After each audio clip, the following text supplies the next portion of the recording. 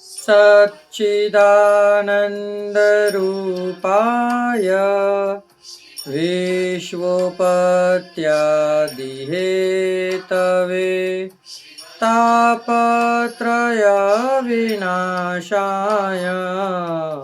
श्रीकृष्णाय वयं नमः। पुष्टिमार्गीय सर्वज्ञ करुणा रसपूरित श्रेष्ठ फल प्रदाता च तस्मै श्री गुरुवे नमः। जय श्री कृष्ण, राधे राधे, जय श्री वल्लभ प्रियजनों। दास का प्रणाम स्वीकार करें। दास उपस्थित है आज आपके सामने एक नई कथा लेकर। कथा एक सेठ के बेटी की, जो श्री गोसाई जी की परम कृपा पात्र भगवदीय वैष्णव। कहते हैं बहू जो होती है ना, वह घर की लक्ष्मी मानी गई है।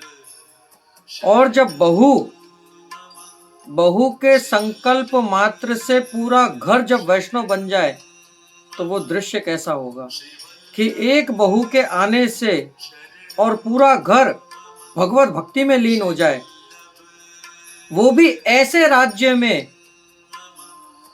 जहां विरोधी रहते हों, सनातन के विरोधी। हम नाम स्पष्ट करना नहीं चाहेंगे, परंतु आप समझ जाइए। तो ये दास ऐसी ही कथा आपके लिए लेकर आया है, एक बहू की। कथा प्रारंभ करने से पहले दास आपसे निवेदन करना चाहेगा कि यदि आप हमारे चैनल पर नए हैं और हमारे सत्संग को नित्य प्रति सुनते हैं तो हमारे चैनल को सब्सक्राइब करके बेल आइकन बटन को दबा दीजिए। हो सके उतना चैनल को शेयर करिए। कमेंट बॉक्स में राधे राधे, जय श्री कृष्ण, जय श्री वल्लभ अवश्य लिखिए। तो शुरू करते हैं आज की कथा। आज की जो कथा है वह श्री गोसाई जी की सेवकनी है। सेवकनी का अर्थ यानी कि एक स्त्री की कथा है। आज की जो कथा है जो लाहौर में ब्याही गई थी। अब आप इतना तो समझ ही सकते हैं कि लाहौर कहाँ आया। बहिर्मुख यानी कि जो पुष्टि मार्ग से अलग हटके जो अपना कार्य करते हैं, सनातनी से हटके मतलब अपना अलग कार्य करता है, वह बहिर्मुख। अब ये कथा इस प्रकार है कि सेठ ने अपनी बेटी की शादी बहिर्मुख लोगों से कर दी। अब वहां पर लाहौर में ना तो कोई सत्संगी दिखे, ना कोई तिलक वाला कंठी वाला वैष्णव दिखे, ना वहां कोई वल्लभ कुल का बालक पधारे, और ना ठाकुर जी का जय श्री कृष्ण या नाम स्मरण कोई कर सके। बेचारी बड़ी दुखी रहती है स्त्री। वहां पर मन में बड़ा ही संकोच बना रहता है इसके। तब एक दिन कृपया करके श्री गोसाई जी ने चाचा हरिवंश जी को लाहौर भेजा, क्योंकि इसकी पीड़ा उस हिसाब की बढ़ गई थी कि ये वहां का कुछ खान पान तो करते नहीं थे। 1 साल तक भीगे हुए चने, जो गीले चने आते हैं ना, वह चने खाकर इन्होंने 1 साल तक अपना निर्वाह किया। अब श्री गोसाई जी की आज्ञा पाकर चाचा हरिवंश जी लाहौर गए और लाहौर जाने के बाद एक बगीचे में अपना कुटिया बनाकर रहने लगे। 1 महीना हो गया परंतु इनसे मुलाकात हुई नहीं। तब चाचा हरिवंश जी ने सोचा कि क्यों ना भिक्षा मांगी जाए, जिससे इसके सामने आया जाए। ये सामने देखेगी तो अपने आप पहचान जाएगी। श्री गोसाई जी ने तो आज्ञा करके इसी स्त्री के लिए भेजा था कि वहां हमारा एक वैष्णव बड़ा दुख पाता है। देखिए गोसाई जी कितने कृपालु है प्रियजनों, बहुत बहुत ज्यादा कृपा करते हैं। वल्लभ बालक अपने प्रिय वैष्णवों के ऊपर जिस हिसाब की कृपा करते हैं, जहां तक हमें पता है ऐसी कृपा तो कोई देवता भी नहीं कर सकता है। तब चाचा हरिवंश जी भिक्षा मांगने के लिए निकले। भिक्षा मांगते मांगते एक बार इसी का घर आ गया, इस स्त्री का। गले में कंठी, मस्तक पे तिलक, सर पे चुटिया देखकर, शिखा देखकर ये समझ गई कि अवश्य ही ये कोई वैष्णव है। इन्होंने भगवत स्मरण किया, जय श्री कृष्ण किया और जैसे ही भगवत स्मरण किया तो चाचा हरिवंश जी समझ गए कि श्री गोसाई जी ने आज्ञा मुझे इसी स्त्री के लिए करी है। अब उस स्त्री ने बताई कि आप अवश्य ही कोई वैष्णव जान पड़ते हैं।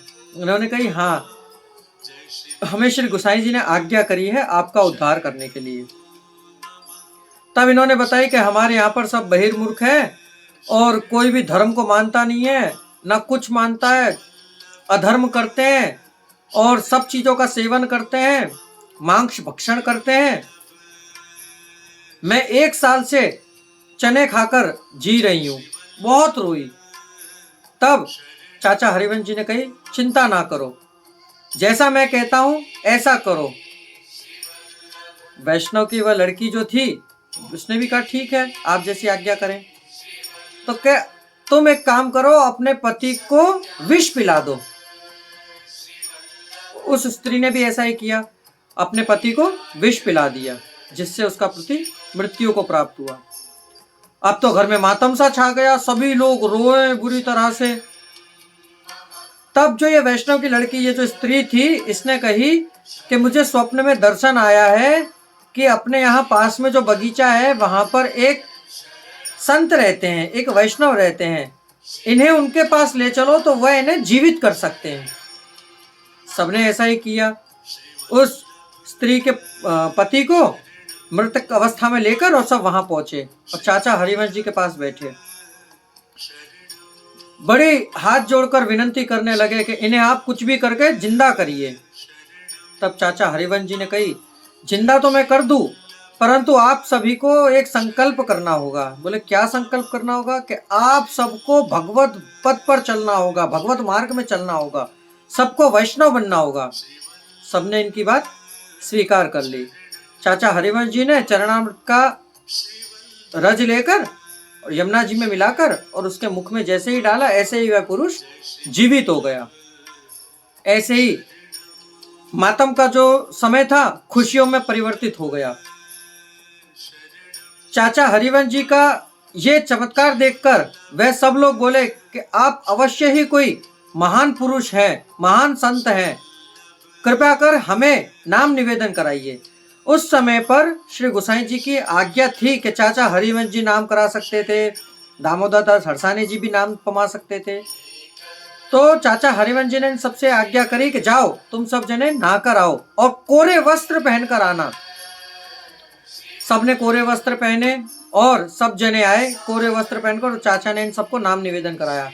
तब सब जने ने कही कि अब हमारे लिए क्या आज्ञा है? तब चाचा हरिवंश जी ने कही कि अब तुम सब वैष्णव हो चुके हो, माथे पर तिलक, गले में कंठी अवश्य धारण करके रखना और घर में अमर्यादित कोई खान पान मत रखना, मांस भक्षण नहीं होगा। सबने ही इनकी बात मान ली। अच्छा प्रियजनों, आप लोगों के मन में ये बात आ रही होगी कि इस श्री गोसाई जी ने ऐसी आज्ञा क्यों करी होगी चाचा हरिवंश जी को कि इस स्त्री के द्वारा इसके पुरुष को जहर दे दिया जाए? आप तो सर्व सामर्थ्यवान है, भक्त वत्सल है। तो कहते हैं श्री गोसाई जी की कृपा इसलिए कि ये जो इस स्त्री का जो पति था, यह पति पूर्व में इसका पिता हुआ था, राजा था एक, और ये जो स्त्री है इसकी, ये एक समय पर इसकी पुत्री हुआ करती थी।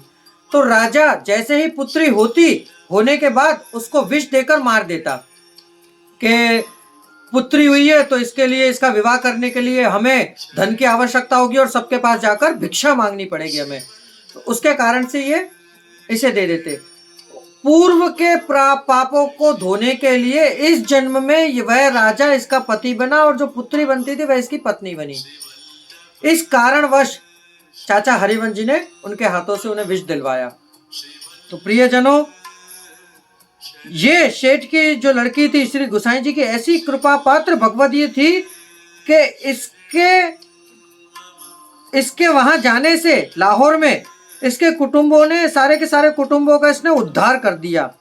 और श्री गोसाई जी की आरती, गोसाई जी परम दयाल हैं, तो उनसे इसका दुख देखा नहीं गया, इसलिए चाचा हरिवंश जी को वहां भेजा कि जाओ इस पे कृपा करो। तो प्रियजनों, ये थी एक सेठ की लड़की की कथा सुनकर आपको आनंद की अनुभूति हुई हो तो हमारे चैनल को सब्सक्राइब अवश्य करिएगा। अब दास को आज्ञा दीजिए, कल पुनः मुलाकात होगी। नई कथा नए प्रसंग के साथ। जय श्री कृष्ण, राधे राधे, जय श्री वल्लभ, अस्तु।